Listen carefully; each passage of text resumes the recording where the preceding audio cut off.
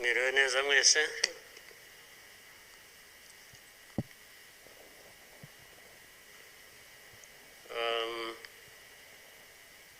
Jango biroroshye wenda kugeraho mpera.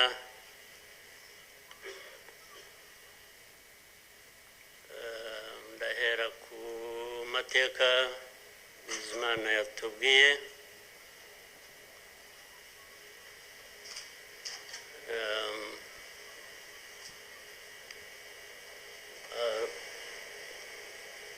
Arambuye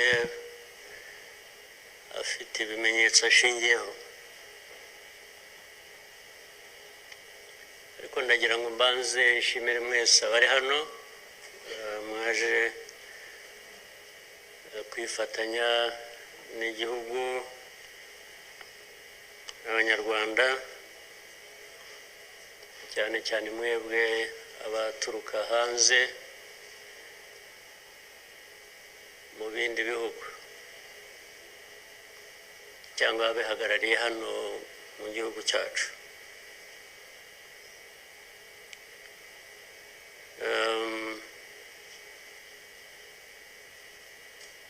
Ndabashimira kuko kenshi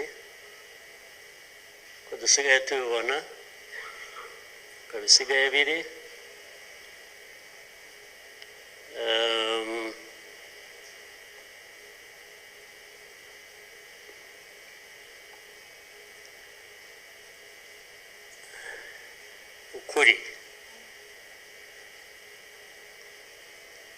ukuri ntabwo kukigenderwaho.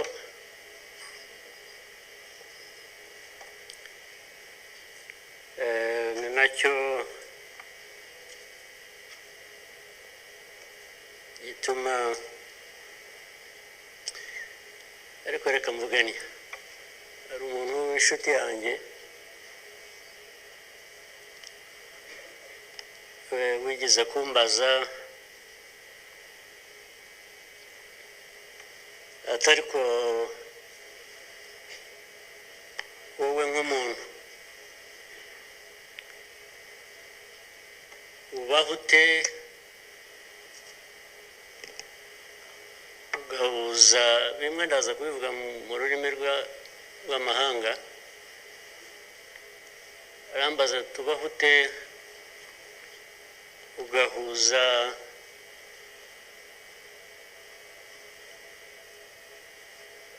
the dark past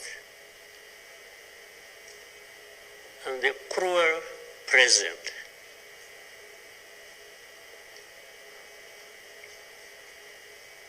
But how do you manage that?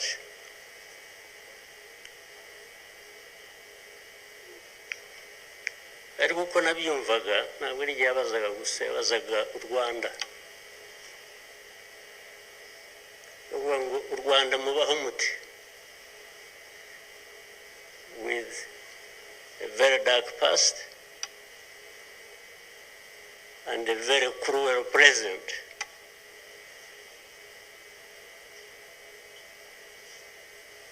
Icyo namushubije nuko from the beginning we were under an illusion that the two were siblings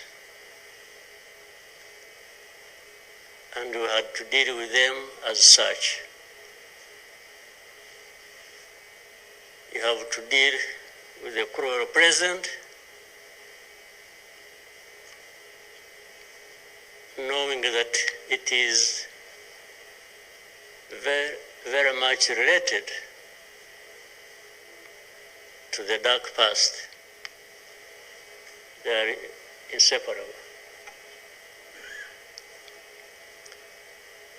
So for us, we have a choice to make.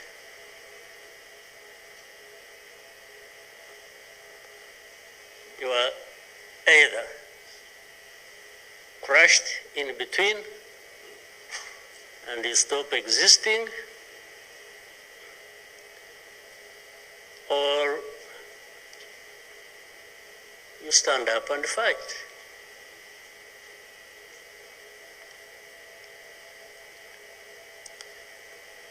When people are saying in the testimony that, the hope they have and that what happened here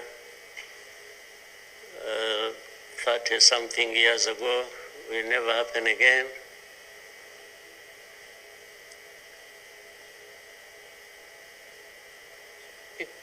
It won't be because of those who were responsible for that dark past. Will not try again, or are not even trying now again. It will not happen again just because there will be people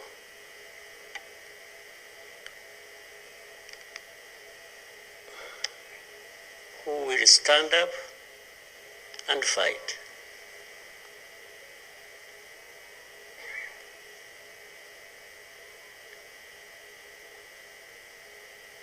It's not because there are fewer people who wish to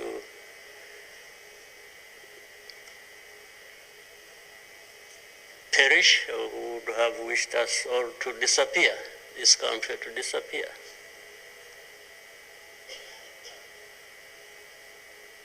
But how can people accept that? How can people not stand up and fight? Because anyway, well, there is a risk you may die when you stand up to fight. But if you don't, it's a sure thing you're going to die.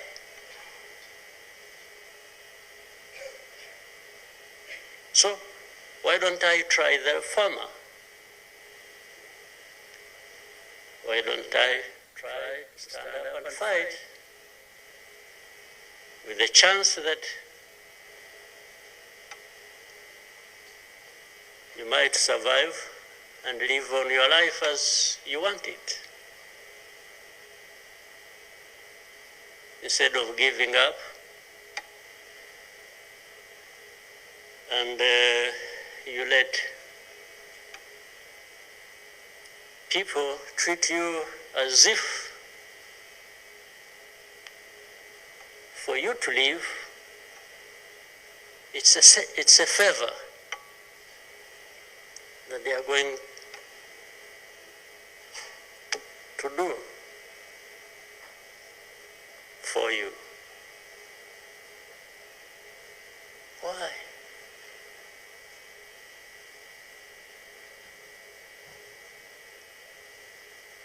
I've also had people come to me and warn me and say, President, you know you are too vocal, you say things that challenge these people who have the power in their hands and they're going to kill you. Well, first of all, it means they're killers.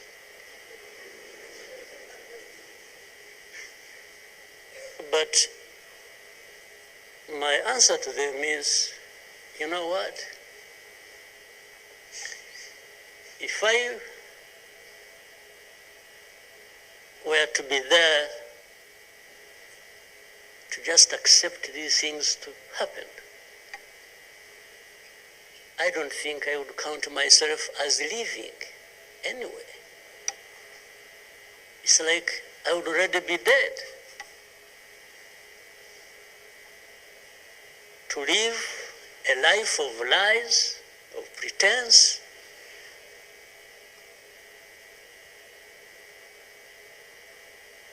and all my life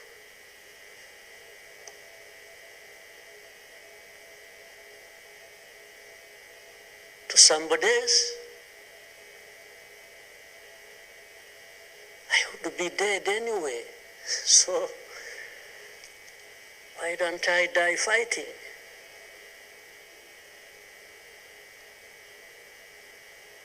So you Rwandans, why don't you die fighting? Instead of dying anyway, just dying like flies. Why? But my message goes to other Africans who live like this on a daily basis, who are dehumanized. And they accept it and they beg. I can't beg to live. I can't beg anybody.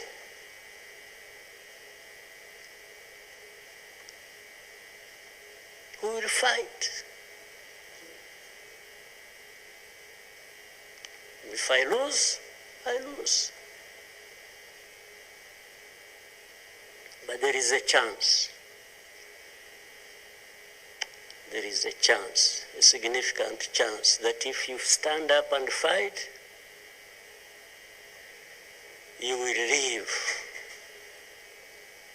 And you will have lived a dignified life that you deserve, that anybody else deserves.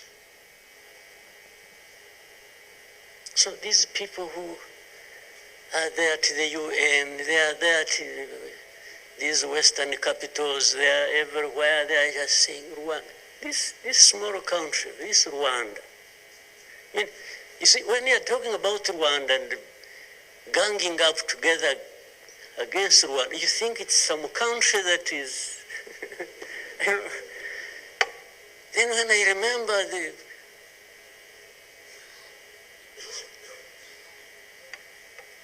the facts about it, I just imagine the world has gone amok.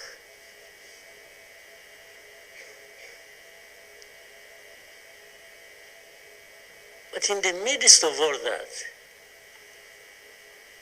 we have to live. We have to live our lives, we have to fight for that, we have to live the way we want. And I'll tell anybody to his face to go to hell.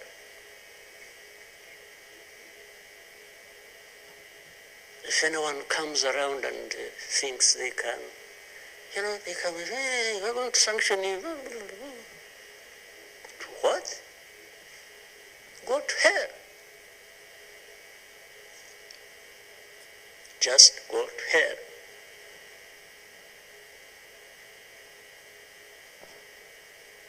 You have your own issues to deal with. Go and deal with your own issues. Leave me to mine. This is the spirit, I think, Rwandans must have in their daily lives. So my worry is not about how powerful these people are that come down upon us and throw anything at us. I'm never worried about that. I worry about one thing, which has lived on for centuries.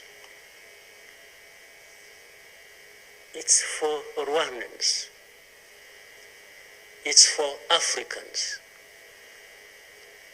who sit back and find nothing wrong with accepting to be treated like that. That's my only worry. When can Rwandans, when can Africans refuse to be mistreated like this? To be told they have no value, to be told that their lives have to be lived as a result of a favor they are being done by somebody else. What a shame for people to accept that even for a moment. You must not accept it. You must get up and fight for yourself.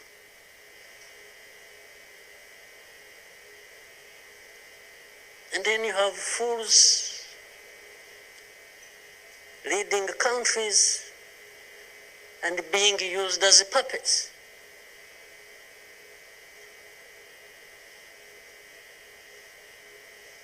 And they are stealing from their own resources, which they should be putting to the good use of their own people and develop them. They just put everything to their own use,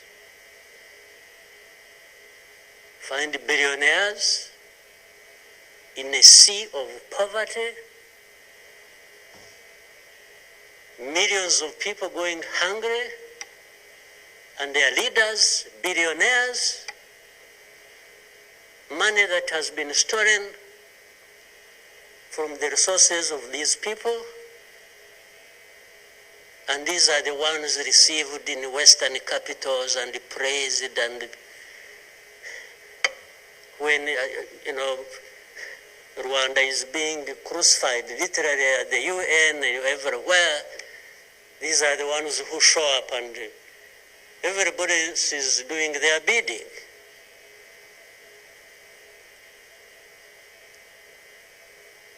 They don't talk. These ones don't even say a thing. There is somebody to say it for them.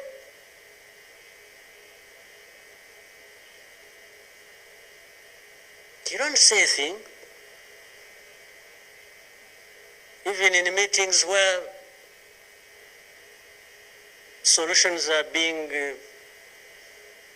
thought about and crafted and so on, they are absent because somebody else is there. They are addressed there. When their name comes up, they say, no. You see, I see it on a daily basis. Somebody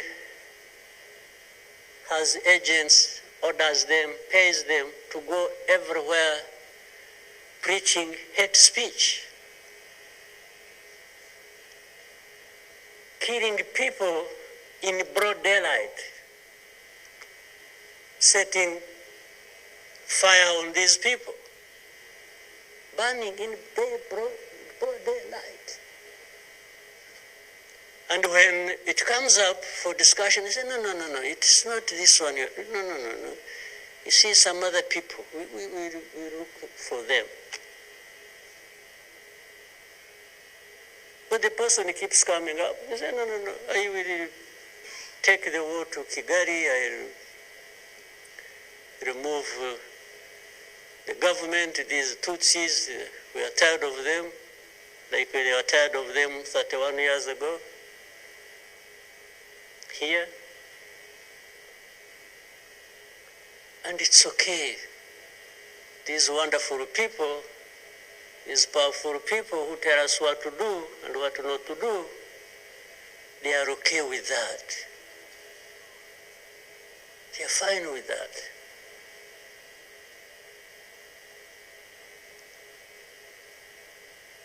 And they expect us to accept it also ourselves.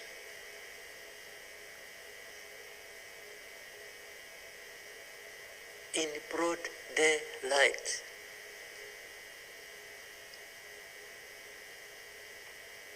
Hate speech, killings of people for their identity, uprooting them from their homes, and most of them are refugees here in this country. We have 125,000 people as refugees who have been living in camps, uprooted from their homes in Eastern Congo.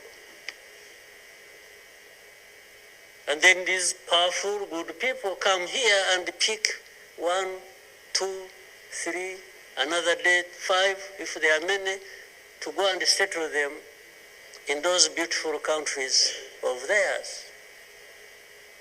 And they leave the majority here. And they expect us to be thankful that that's a huge gesture of generosity.